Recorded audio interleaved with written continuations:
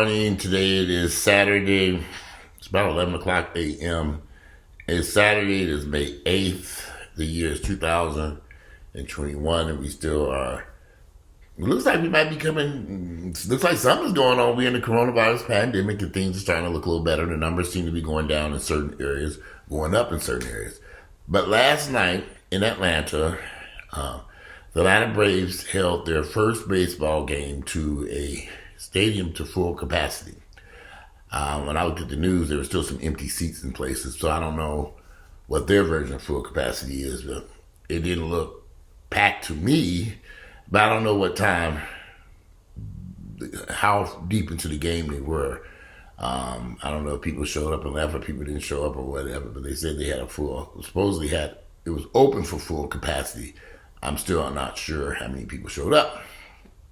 So, the vaccinations seem to have slowed down. A lot of people have stopped getting vaccines or either not getting vaccines, or some people got the first half of the vaccine, they ain't going back for the second part of the vaccine. A lot of confusion with that.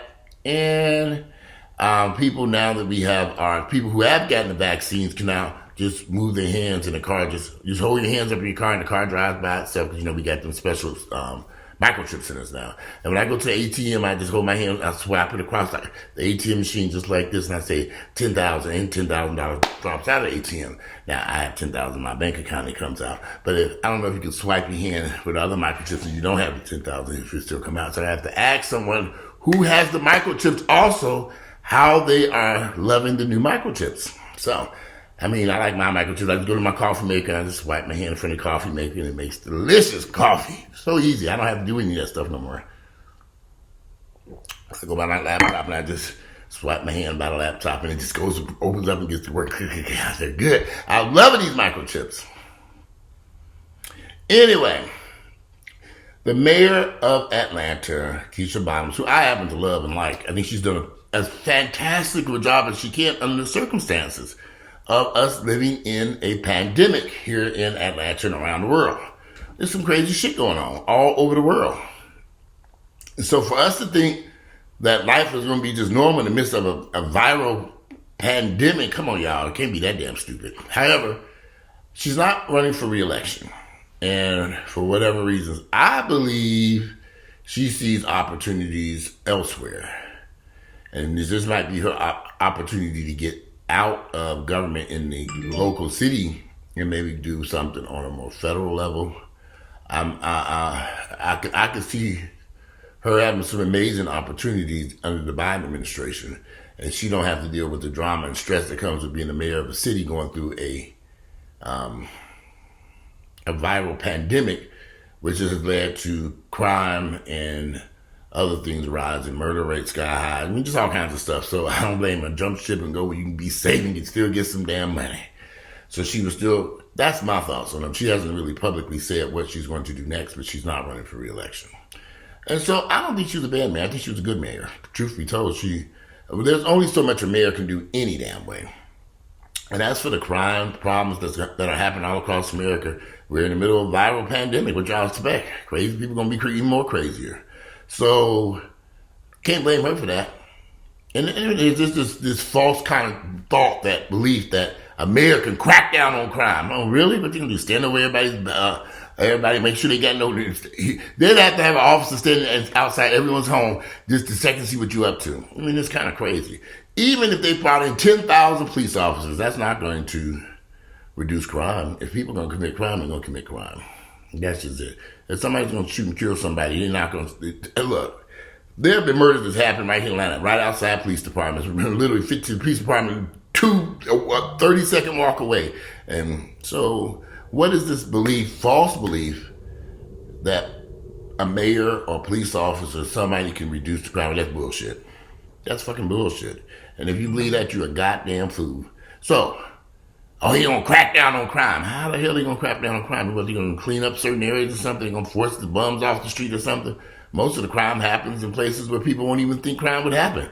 Gas stations, or somebody going to work or driving down the highway. He has all these shootings on the highway. What they do? Stand out there and patrol the highways. And how they gonna stop a shooter when cars are moving 100 miles per hour, shooting at each other? It's kind of like, what the fuck is going on here?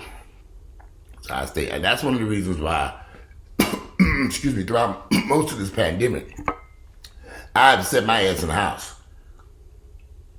You got a lot of crazy people going on, and I still believe the United States government has not tackled the issue of how COVID-19 affects people mentally. Nobody's discussing this. I find that very odd that we have a viral pandemic and nobody's discussing how people who are COVID, who have come in contact with the virus, how it mentally affects them. Not one word. I find that very odd. I'm like, okay, why aren't we tackling this issue? Because it's a major issue. When you see these people being drugged off planes for not wearing masks and all this violent confrontation and arguing fights, I'm like, why aren't we discussing this? Does it not? And there's something seems very odd about that they won't bring that even up for a conversation. So anyway, so back to Keisha Bottoms. The city of Atlanta has issues, like all major cities. Poverty, you have the biggest issue in Atlanta, you have a lot of the haves and the have-nots. You got one half of the city financially just is doing great. Then you got a lot of poverty here that has not been dealt with or tackled with or discussed. So when you have a city with so many people living in poverty and nothing being done, so many young people growing up in this mess, and we have not adequately dealt with this issue. I mean, it's kind of weird. You go over to some areas, I'm literally looking at neighborhoods where they have $500,000 to $1 million houses right next to people who are just barely making it. You know, it's kind of like, wow, this is such a divide, a huge divide. When you have wealthy people living next to people who are damn near destitute or homeless. And that's not only happening here in Atlanta, it's happening in a lot of our major cities nationwide. And we're not adequately dealing with this issue. In fact, we're just ignoring it as if it doesn't exist.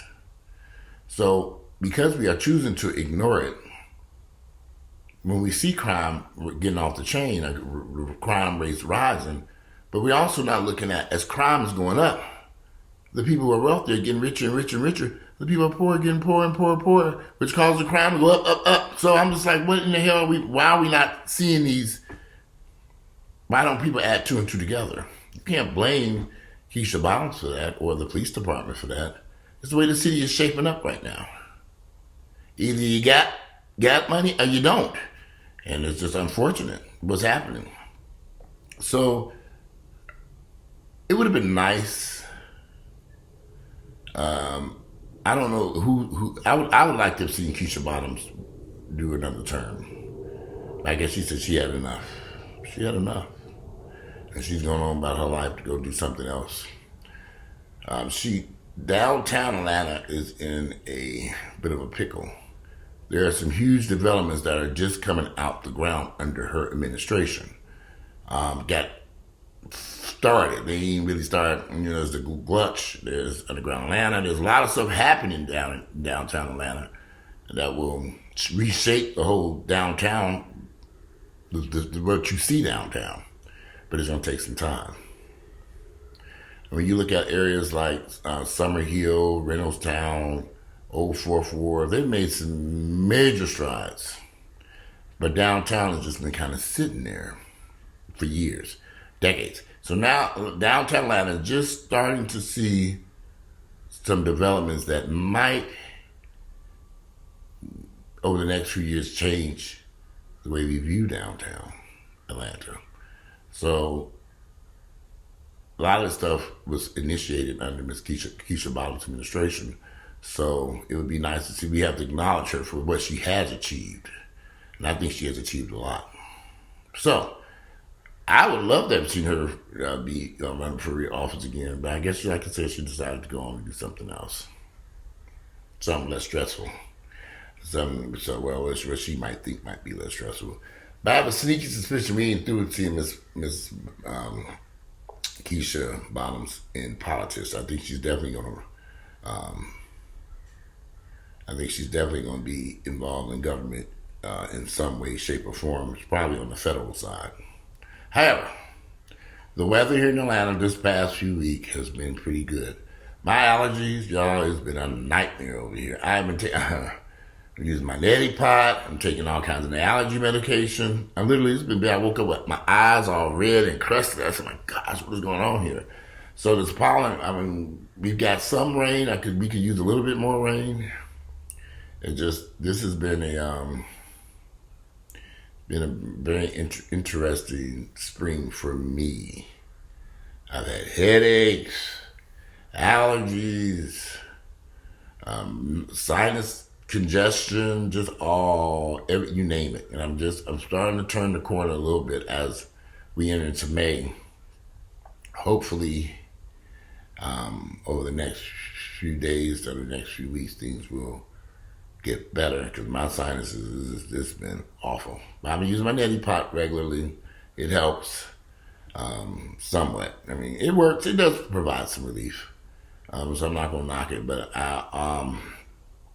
Benadryl medication works for me at nighttime, but it knocks me out, and then the next day I'm kind of like groggy. And I've tried other stuff. I've tried some everything, y'all.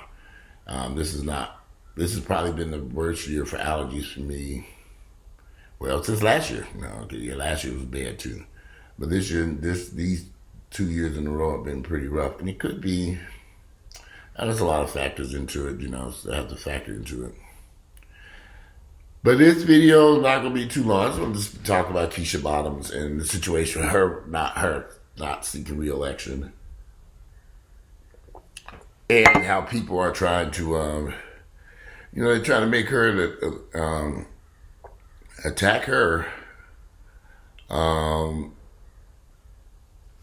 She's not responsible for the riots that took place in this city last year. She's not at all responsible for the issues that have run through the city. People are trying to point her and say that it's her fault. I don't see how. She has nothing to do with this pandemic and how the residents of this city have handled dealing with this virus. All these major cities have had, New York, Chicago, every city has had a huge uptick in crime because of the pandemic. And it could be a lot of people are unemployed. Like I said, it's a mixture between people, the haves and the have, like either you got it or you don't got it. And unfortunately, that is leading to a huge crime problem in this city. So, will the next mayor be able to change that? I doubt it. But we sure can go in there with a bunch of lies and say, I'm going to change it. It's going to be, these politicians talk a whole lot of shit. Unless they're willing to, the job market in Atlanta, they say that now they're saying that there are not enough people for the jobs that are available and that people cannot find jobs. The restaurants and people trying to reopen cannot find enough employees. Pay them some money. See, this is what it boils down to. You can't keep creating jobs, low wage paying jobs, and make people run up there and want to work them. That doesn't work out for people.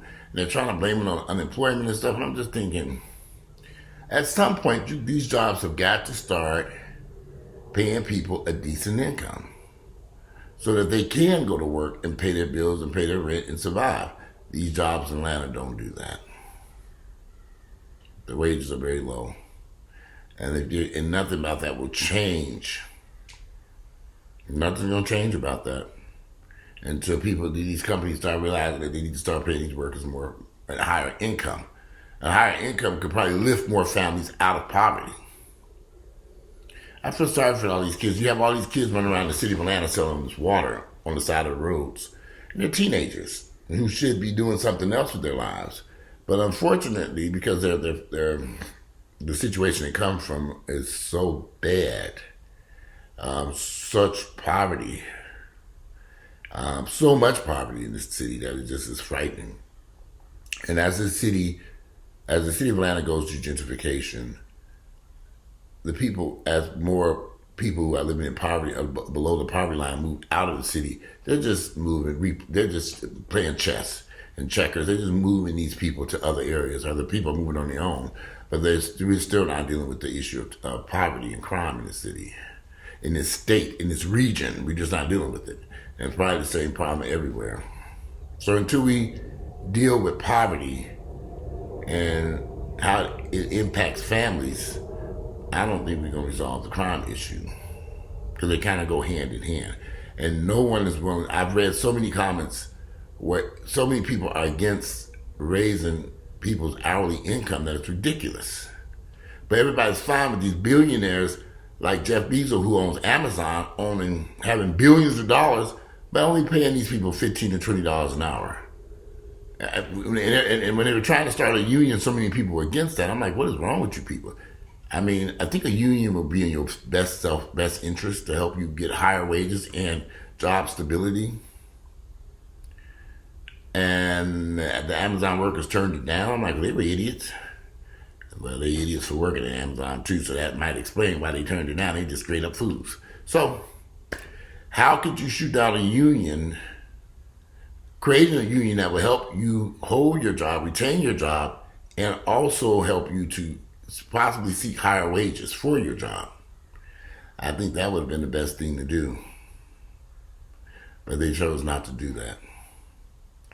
This is over in Alabama, I believe. Yeah, Alabama or Mississippi, one of those two, which I'm not surprised in those two states. But I think it was Alabama. It was either Alabama or Mississippi with this.